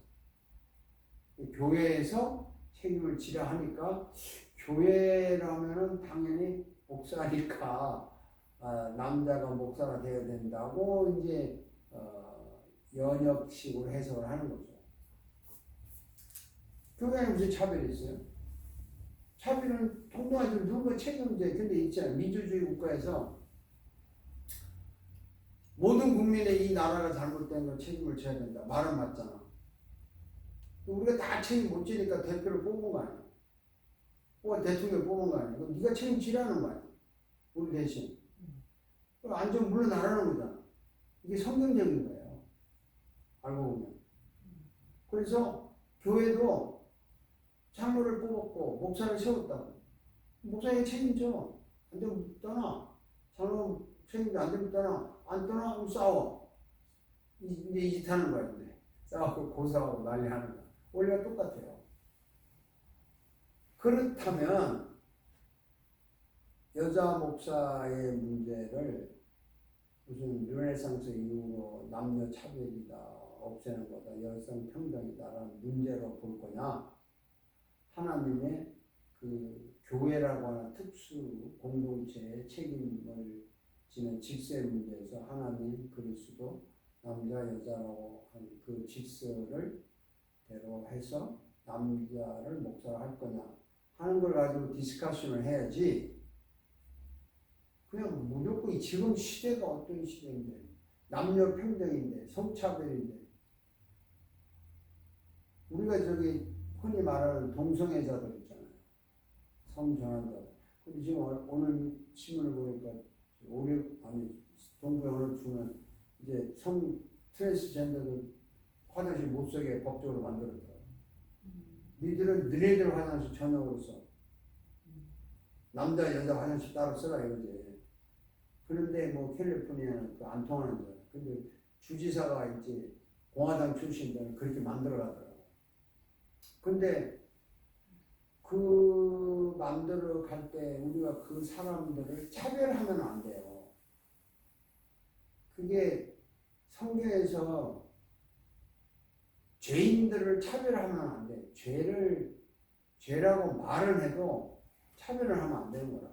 그러니까 우리가 동성애나 트랜스젠더나 이렇게 이런 사람들을 차별하면 안 돼요. 똑같이 대하지만 그거는 틀렸다고 말을 해주는 줄 뿐이지 그걸 가지고 차별해서 하는 건 이 기독교가 틀렸다고 말하는 것도 못한다면 이미 기독교는 아니죠. 이걸 그 법으로 지금 제재를 받고 있잖아요. 아니 그러니까 정책적으로 지금 이제 왜냐면 트랜스젠더 아닌 사람들이 피해가 너무 많으니까 애들한테. 그러니까 너네들이 남한테 피해를 주고 살까 아니라 너네들 전용 화장실을 쓰라 라고 대안을 내는 건데 불평이 있죠. 이거에 그 사람들 괴롭히는 거다 뭐 이렇게 있는데 항상 부작용이 생겨요. 뭐든지. 그래서 성경은 분명히 동성애를 죽이라고 그랬죠. 하나님이 죽이라고 하는 것은 뭐 죄 짓지 말라 그거 아니에요. 쉽게 말하면 죄라고 인정한 거 아니에요. 하나님 싫어하는 거다. 그러니까 그게 틀렸으니까 뭐 고치고 변화하도록 우리가 도와주고 최대한 인격도 대해주면서 바꾸도록 신앙으로 할 필요가 있는 거지. 우리는 너네들하고 안 한다. 뭐 적대하고 이건 아니라고요. 조심해야지. 그래서 이제 기독교에서 하지 말아야 될 게 있고 해야 될 게 있는데 참 어려워요. 이 구원사적 이 오스카 쿨만의 말을 들어보면 이 헷갈리는 게 많이 나와요. 나중에. 아까 철료도 얘기했지만 좌로도 가도 사다가 먹고 우로도 가도 먹고 똑바로 가야 되는데 이게 쉽겠냐고. 딱 궁금해. 정말 어렵죠. 그 나는 여자 목사 문제는 그런 면에서 다시 한번 점검해 볼 필요가 있고 결코 여자 남자의 차별의 문제는 아니다. 또 그게 절대적으로 직업의 차별의 문제도 아니다. 그런데 우리는 그냥 인권, 차별이라는 단어로 성경의 개념을 싹 뭉개버렸잖아요. 동성애 인권의 문제를 들고 나오면 기독교도 할 말, 막 기독교가 인권 차별하는 것처럼 몰아가는 거야. 할 말이 없는 거야. 그 여자 목사 안 된다면 인권으로 가는 거야. 차별로 가. 그러니까 정말 기독교인이 된다는 게 이기려면 어떻게 되는 줄 아세요? 기독교인이 큰 소리 치면서 그 사람들을 포용하고 그 사람들을 품으면서 고쳐주고 하면서 변화를 쉽게 가려면 어떻게 될까요? 용하고 커피 마십시다. 브레이크타임. 어떻게 될까요? 사랑하고 이해하면서 이거 봐야 되네. 안 돼요. 사랑하고 이해도 안 돼요. 내가 사랑을 베푼다고 안 된다고. 이해한다고 안 된다고. 이게 제가 무서운 말인데요. 정말 이거는 정답이에요. 우리가 그 사람보다 더 힘이 있고, 더 돈이 있고, 더 많이 배우고, 더 파워가 있은 다음에 그들을 품어야 먹혀요. 기독교인들이 돈도 없고 실력도 없으면서 뭐 성경에서 하나님이 뭐 그렇다. 걔네는 그래. 우리 하나님 믿는 애들이 그 모양이냐? 그런 하나님 왜 믿냐? 이런다고. 기독교인이 지금 왜 세상에 욕먹는데 나가서 비도덕적으로 사니까 욕을 먹지만 기독교인들이 파워가 없어요. 실력이 없다고요. 교회에서는 그냥 할렐루야 막 새벽기도 금식기도 막 하면 밖에 나가서 세상에 이길 만한 실력도 없고 세상에 이길 만한 직장에서는 뭐해서 이렇게 자기의 파워가 없는 거예요. 그러면서 뭐 교회 와서 할렐루야 난 그건 정말 질색이야 목사님은. 아주 기분 나빠요. 교회 와서 차라리 빌빌대고 저기 나가서 브레이크타임 합시다. 큰 바위 돌을 발견했는데 보니까 정말 기적적인 발견인데 그 돌에 이집트 상형 문자가 써져 있고 그 밑에 헬라어가 되어 있는 이중언어로.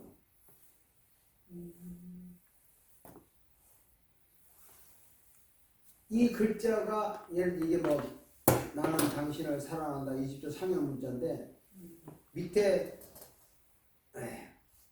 뭐 로고 아가페 뭐 이렇게 써놓은 거야. 그러니까 그거 보고 이거 보고 이집트 문자를 이해하기 시작해가지고 그때부터 이집트 문화가 세상에 알려준 거예요. 그 이집트 문자 해석은 문자는 옛날에 좀 해석을 못했잖아. 불과 그 100년도 안 돼, 100년은 좀 넘지. 그래서 이집트 문화를 막 다 이해를 하고 이제 역사를 이해하고 막 난리가 난 거 아니에요. 그러니까 모세 때도 그 바벨론의 상형 문자 같은 것이 사람들이 썼겠죠. 아 근데 제 얘기는 히브리 문자는 아니었다는 거죠. 그럼 몰라요. 그때도 히브리 사람들이 쓰는 문자가 몇 개나 있었는지. 근데 왜냐하면 정식으로 된 거는 세마이족에서 아람어, 히브리어 이렇게 나온다고. 그 아람어가 더 먼저였지. 다니엘서에 보면 아람어로 말한 게 있으니까. 근데 그 전에 이제 바벨론 상형 문자. 그 모세한테 말할 때는 모세 시대 사람들이 이집트 사람 시대 노예 생활했으니까 그들이 쓰는 문자적인 글이 있었을 거야. 뭔지는 모르지만. 그 히브리 말로 전 거는 바벨론 포로 이후의 이야기예요. 물론 뭐가 있었지만 그래도 문자가 되는 거는 그 전에는 왜냐하면 바벨론 포로 이전에 그 요아스 왕이 성전을 다시 할 때 그 발견했잖아. 하나님의 말씀 기록한 거. 그게 그럼 무슨 문자냐? 그때 당시에 히브리 문자였을 거야. 그러니까 솔로몬 때나 뭐 다윗 때나 뭐 아니면 사사 시대쯤에는 히브리 문자가 있었다고 보는 거죠. 근데 이제 제가 말하고 싶은 포인트는 하나님이 돌판에다가 십계명을 쓰셨을 때 분명히 히브리어 문자는 아니었을 거라는 생각을 갖는 거예요. 저는. 그때는 히브리어 문자가 아니었을 확률이 많겠죠. 네. 왜냐하면 나라라는 체제도 안 잡혀 있고 민족이라는 체제도 안 잡혀 있는 그런 상황 속에서 이집트 상형 문자의 확률이 많았겠죠. 네. 왜냐하면 이스라엘 백성들이 이집트 상형 문자를 읽었을 테니까. 네. 그랬을 것 같아요.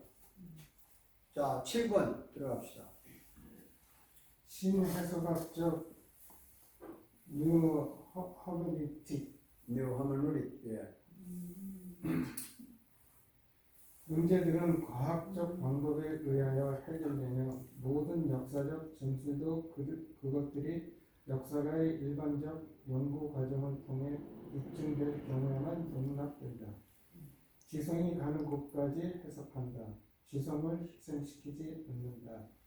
비신화 비신화가 디미토라지컬. 즉 용납할 수 없는 교훈은 신화일 뿐이다. 그러니까 이제 D라는 게 이제 탈이라는 뜻이잖아요. 디미살라지컬 이건데 뉴허먼 이 볼트만 이 사람이 이제 자유주의 신학의 뭐 칼바르트보다 더 이제 뭐 현대 근대 신학의 뭐 하여튼 이 사람의 독일이 참 좋은 나라이면서도 똑똑한 나라이기도 하고 중요한 건 이거예요. 우리가 이해되지 않는 거는 그냥 잊지 마라. 비신화하고 간단해. 부활 이해가 안 돼. 됐어요. 천연탄생 이해 안 돼. 요나가 물고기 뱃속에 있을 수 없어. 그러니까 과학적인 연구 방법을 통해서만 이해를 하자. 그러니까 굉장히 젊은 사람들한테 인기가 좋은 거야. 그동안 우리 무조건 믿으라고 했잖아요. 막이 안 믿어지는데 그냥 믿는 거야. 얼마나 찝찝해. 그러니까 확실히 분석을 하고 입증이 되고 연구를 할 때만 믿자. 안 되는 걸 그냥 남겨두라. 신화로 가라. 그러니까 뭐 클리어하지 이 사람들은. 젠틀하지. 아 이건 신화야 딱 듣고 이거는 맞아 믿고 이렇게 좋죠. 요즘 사람들도 이거 좋아할 것 같은데. 어제 며칠 전에 그 어떤 목사님인데 전화 와서 모르고 받았어요. 자기 목사래. 데이빗이라. 그래. 창세기 1장 1절을 어떻게 해석하세요?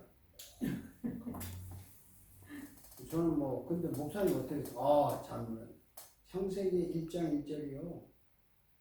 그게 성경 전체를 다 포함하는 뜻이라고 항상 2시간을 내가 다 들었어. 하나 켜놓고. 들어보니까 핵심은 뭐예요?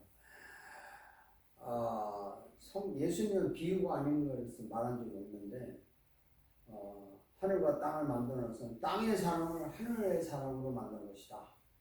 그렇게 해석을 한다 하면서 예수님이 다시 오신다? 재림은 없어요. 예수님은 이미 오셨어요. 그리스도가 내 마음에 오신 걸로 끝이에요. 이러면서 구름을 타고 온다고요? 그걸 어떻게 말도 안 되지.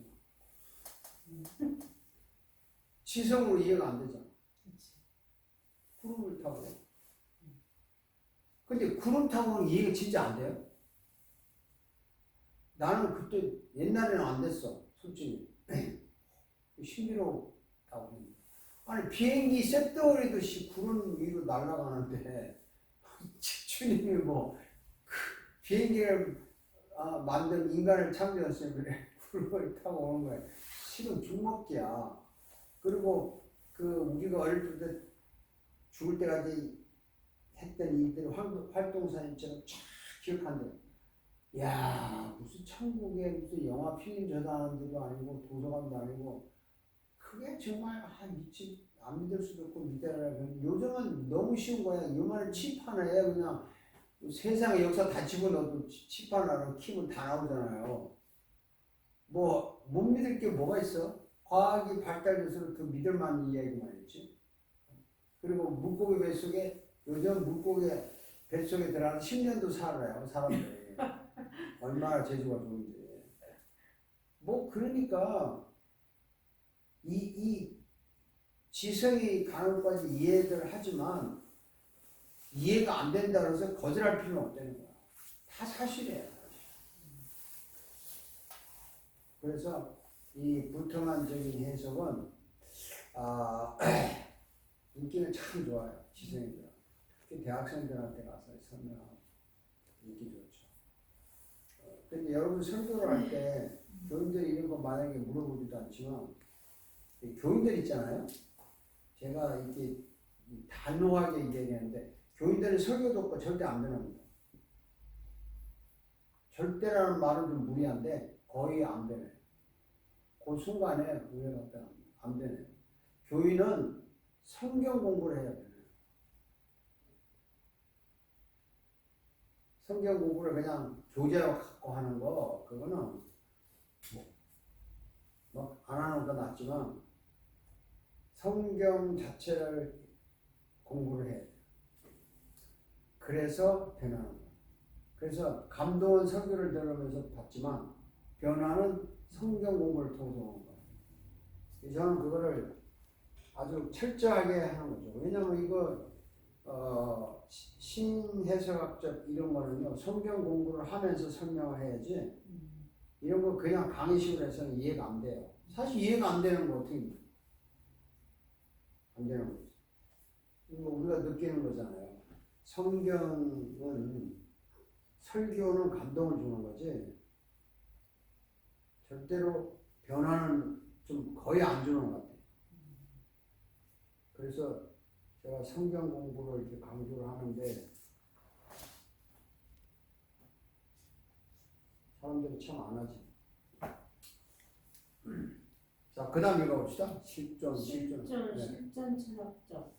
신앙은 결단에 의해 사는 것이다. 신앙은 어떤 객관적 또는 역사적 지지에 의해 사는 것이 아니다. 객관적이고 역사적인 것을 배제하고 지금 여기서에서의 실존에 맞춰 시작하는 해석이다. 자, 이게 이제 내가 참 좋아하는 방법 중에 하나예요. 제가 개인적으로 결단에 의해 산다는 거죠. 실존. 자, 여러분, 역사적인 사건이다. 좋아. 자, 물어봅시다. 예수님이 나를 위해 죽으셨죠? 믿죠? 그리고 내가 구원받아는 믿죠? 근데 저는 항상 똑같은 말이에요. 예수님에 대한 이야기 설교를 들어봐요. 미국 목사하는 설교나 한국 목사님들 하는 설교나 이렇게 들어보면 예수가 하나님의 아들이고 능력자고 죽으시고 부활하시고 우리 죄를 짊어지시고 뭐 우리 죄를 대신 지불하셨고 뭐 오만 이야기 다 한다고 그분들이. He's the son of God. He's the only son of God. He died for me on the cross. He took my sins to pay off. 하면 오만 이야기 다 하는데 항상 제 속에 던지는 질문은 그게 지금 너한테 어쨌다는 거야. 지금 그것이 그 사건이 너한테 지금 뭐 어쨌다는 거야.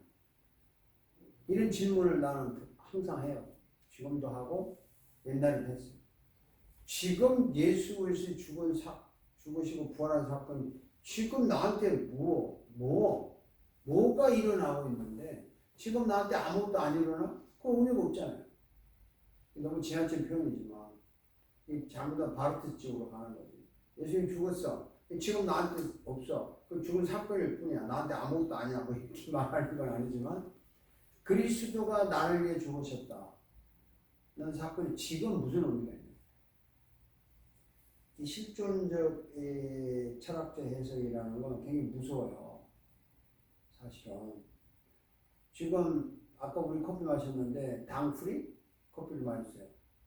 그게 뭐 개발해서 팔고 왔지만 그게 지금 내가 마셨을 때 이거 괜찮네 맛있네 하는 거지.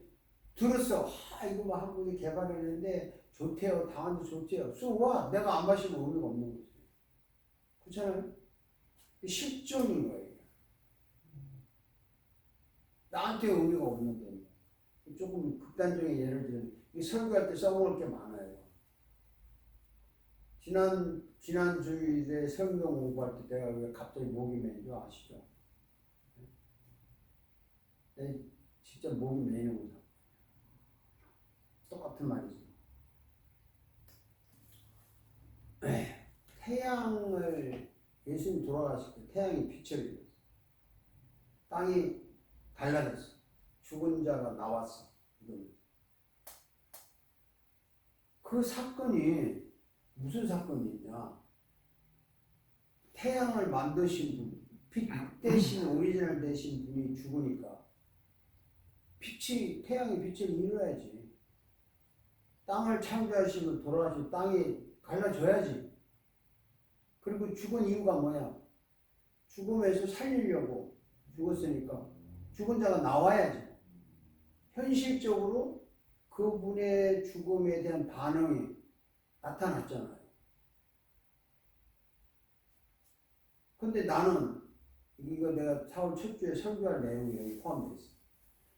나는 예수님이 나를 위해 죽으셨다고 말을 할 때 나는 왜 이렇게 덤덤하게 말하고 있는 거야? 왜 나는 아무렇지나 이렇게 말을 해? 그럴 수 있어요? 실존적으로 내가 지금 영혼이 뭐가 지금 고장이 났든지 마비가 돼 있는 거 아니에요? 알아서. 저 사람 이야기해서 죄송하지만 이제 뭐 4월 달이면 이제 참초한 1년 되잖아요. 근데 지금도 아마 돌아가신 분 생각하면 가슴이 울컥할 거라. 그렇죠? 말을 안 해도. 근데 어느 날, 딴 여자가 딱 생겨서 결혼해버렸어. 그럼 이제 울컥 좀 안 하겠지. 말하자면. 그러나 그 울컥하는 게 정상이잖아요. 실존이잖아요. 주님이 나를 위해서 태양도 빛을 잃었다는데 땅도 갈라졌다는데 아니 죽은 자도 살아나왔다는데 나는 왜 이렇게 멍하게 이 말을 태연하게 뱉고 있는 거야? 네? 이거 정말 심각한 거예요. 우리 크리스천들. 나는 이 선교학을 하는 이유가 이런 거를 전하려고 선교합니다. 제가 매주 선교를 하면서 원고를 쓸 때마다 계속 저한테 물어요. 주님 내가 왜 태연하게 말을 해요 이거? 이거 태연하게 할 말이 아니잖아 이거는. 딴 거는 태연하게 말할 수 있어 침착하게 뭐 아무리 좀 꽃노래도 세 번 들으면 지겨운 것이고 그렇죠. 이 사건은 들으면 들을수록 내 심정이 오히려 더 잠자던 심장이 깨어나야 될 판인데도 그냥 태연하게 뱉고 있는 나를 볼 때 내가 소름 끼칠 때가 있어요. 이런 걸 우리는 위선자라고 하는 거예요. 가정된 자라고 하는 거지. 뭐 위선이 뭐 밖에 나와서 거룩한 척하고 우리나라 뭐 뒤로 뭐 호박씨 가고 그런 도덕적인 치사한 초라한 것으로 기독교를 위선이라고 하는 게 아니라.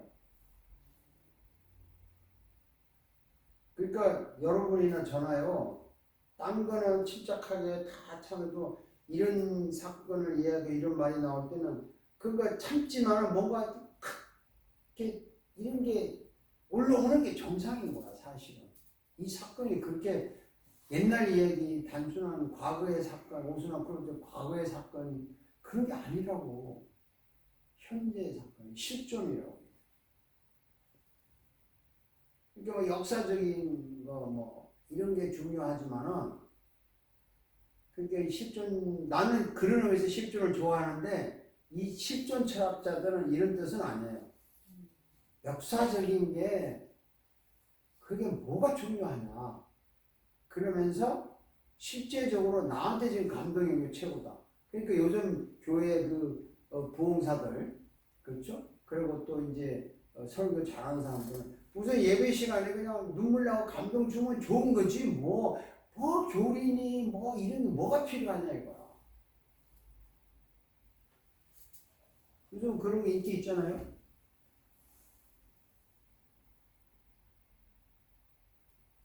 어떻게 생각하세요? 성경을 읽고 해석하고 할 때 제 자신이 2000년 전이나 그 이전으로 내가 몰입에 들어간다면 그런 그 감동과 뭐 그런 것들이 더 이렇게 우러나지 않을 거예요. 그냥 내가 객관적으로 2000년 전을 바라보면서 그냥 하는 것보다 내가 그 속으로 파고 들어가서 거기서 내가 진짜 느껴보고 하는 그걸 갖다가 설교로 또 성경 공부로 나타냈을 때 감정은 또 틀리지 않죠. 그렇죠. 네, 내가 그 속에 파고 들어가야죠. 파고 들어가는데 그 속에 파고 들어간다는 게 이제 우리가 배우는 입장에서 조심해야 될 게 내가 그거 문학 작품 이해하듯이 영화 감동하듯이 영화에 몰입하는 건 아니라거든요.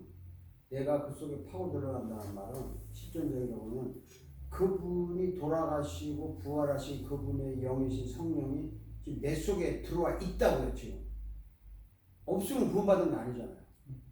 그럼 내 속에 있는 그분이 지금 내 속에서 그분이 죽은 이야기, 고난당하고 살아난 이야기를 할 때 지금 하는데 왜 나는 이렇게 멍청하게 남의 얘기처럼 뱉고 있냐고.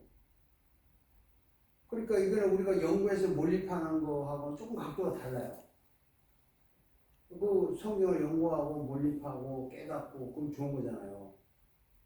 뭐 문학 작품 얘기할 때 거기 몰입해라 뭐 하고 그건 좋은 건데 이 실존적인 그 해석은 지금 내 속에 지금 성령이 분명 오셨다고 이거 뭐 부정할 수 없이 오셔서 역사하는데 뭐 있지만 내가 외면하고 실수도 하고 뭐 엉뚱한 생각도 하고 하지만 적어도 그분이 죽었다고 말을 할 때만은 적어도 그분이 죽으시고 살아나시고 내 속에서 나 하나 때문에 하늘을 버리고 오셨다는 이 말을 할 때만은 뭐 딴 거는 뭐 자다가 뭐 어쨌든 간에 이때는 정신이 나는 말 아니냐 이거지 최소한도.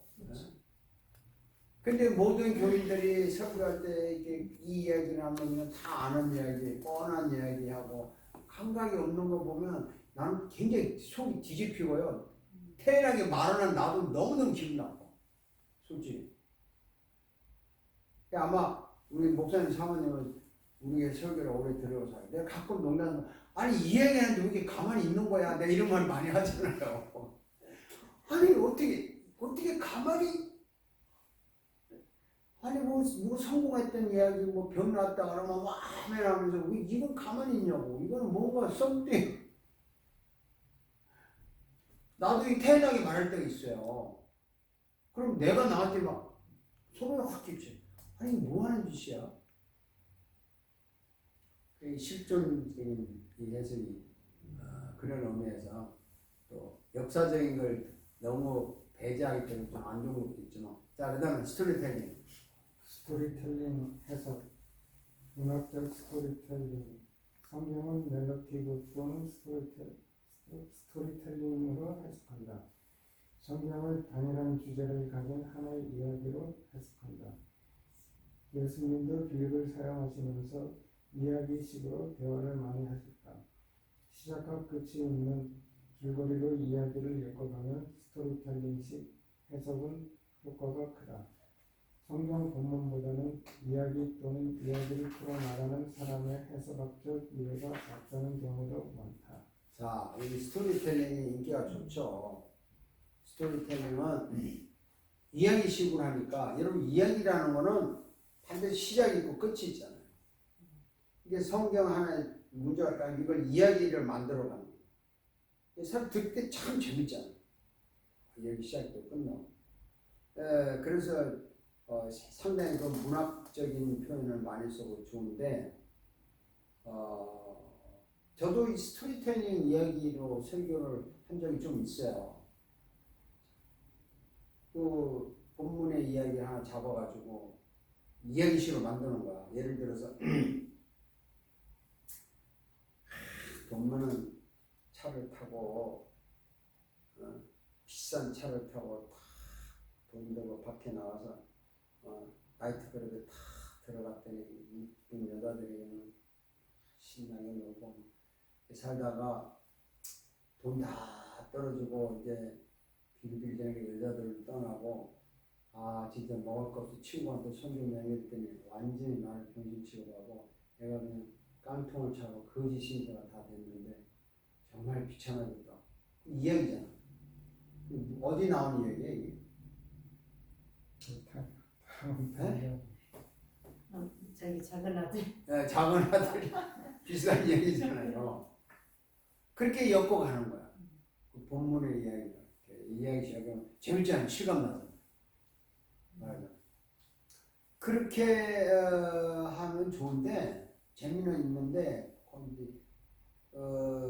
뭐가 문제냐면 너무 이야기를 만들다 보니까 예? 꾸미고 들어붙이고 이게 원래의 본문과 빗나가는 그런 앞서가는 경우가 있다는 거죠. 예수님이 이제 그 비유로 이야기식으로 많이 했잖아요. 탕자 이야기도 이야기 아닙니까? 예? 그리고 이제 잃어버린 양 찾아가는 것도 이야기고. 그러니까 이런 거 한때 이런 거 인기가 좋았어요. 그리고 요즘도 목사님도 이런 식으로 설교하는 사람 많아요. 재밌게. 그래서 교인들이 아주 편안하게 들으면서 하고 뭐 이런데 이게 이제 성경을 해석하고 설교할 때 이런 식으로 다양하다는 거지. 이 설교와 연구를 하면요. 지금 넘버 9이잖아요. 이게 넘버 9인데 요게 어떤 종류냐면은 해석하는 방법이 넘버 9이야. 그전에는 뭐 내용에 따라서 분류하고 뭐 많이 했잖아요. 다양하다고 이게. 다양한데 해석 무의야 요거 한 줄만 읽고 오늘 마칩시다. 해석 무의야 읽어봅시다. 그래서 뭐냐? 언두잉, 예. 자키스 Undoing. 데리타인데, 자키스 데리타예요.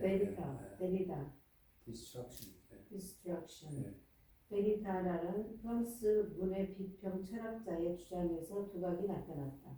그는 해석 자체를 인위적 구조라는 부정적인 견해를 가진다.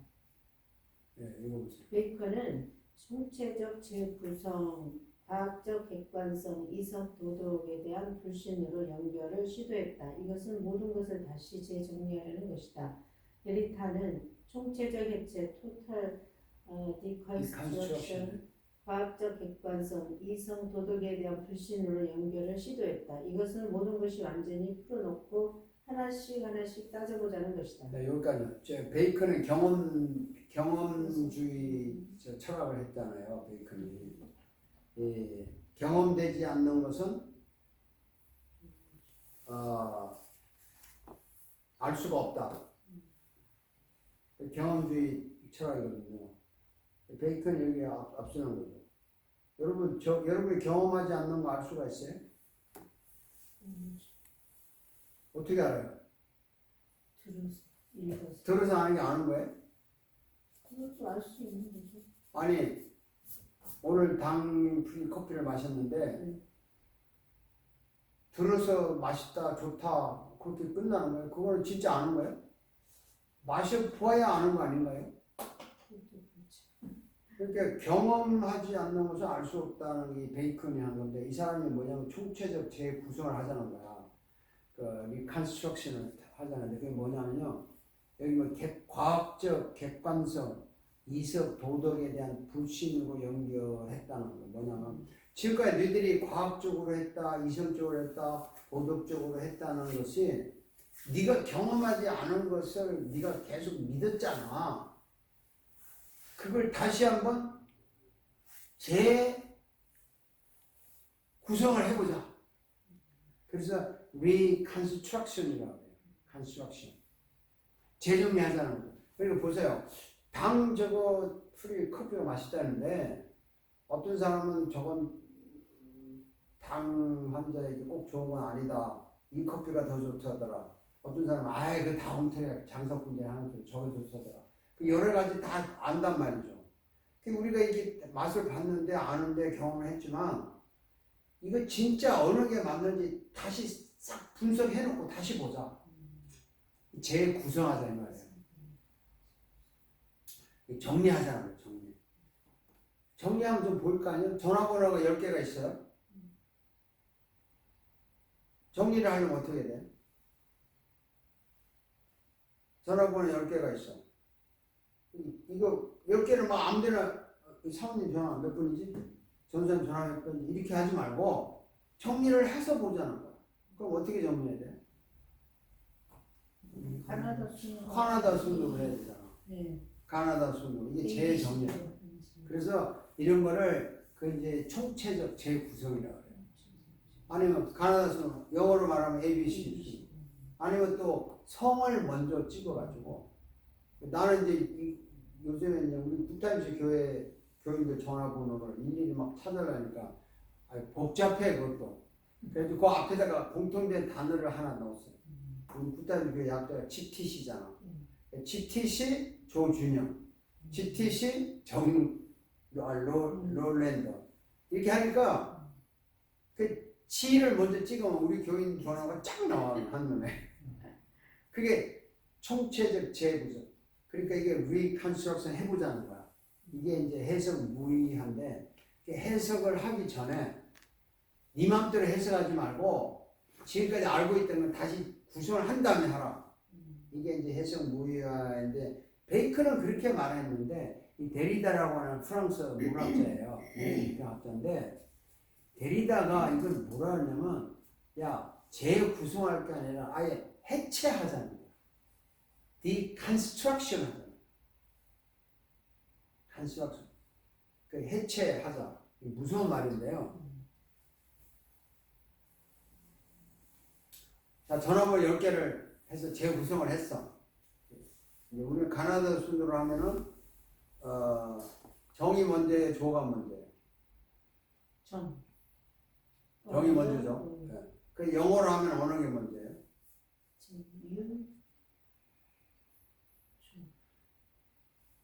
조가 먼저. 오가 먼저죠. 네. 그렇죠? 유가 나중에. 어쨌든 그렇게 재구성을 해서 했는데 데리다는 뭐라고 말하냐면 네가 만든 이 조가 진짜 네 성 CHO가 맞냐? 아니면 JO가 맞냐? 아니면 뭐 JOE가 맞냐? 또 정했는데 이게 니들 CHUNG냐? JUNG냐? 아니면 GUNG냐? 뭐가 맞냐? 이 자체를 다 그냥 해체를 해놓고 보자. 이게 디컨스트럭션. 네가 알고 있는 거 다 뜯어. 다 풀어. 그냥. 왜냐면 너 다 인위적으로 만든 거 아니야. 인위적으로. 이게 성경 해석할 때 니들 지금 해석 네가 배운 거 요대로 하는 거 아니야. 니는 요렇게 배우고 니는 저렇게 배우고 니는 저렇게 배웠는데 그 배운 거 그거 네가 맞다고 하지만 그 일단 풀어봐. 그러니까 옷으로 말하면요. 옷을 윗돌이 아랫돌이 이렇게 정리하자는 게 아니라 위에 옷 지퍼 저는 지퍼에 입었는데 이 지퍼 뜯어내고 주머니 뜯어내고 다른 조각 다 떠서 풀어놓고 이게 이 옷을 만드는데 진짜 필요한 거였나 이렇게 나온 거야. 이 데리다가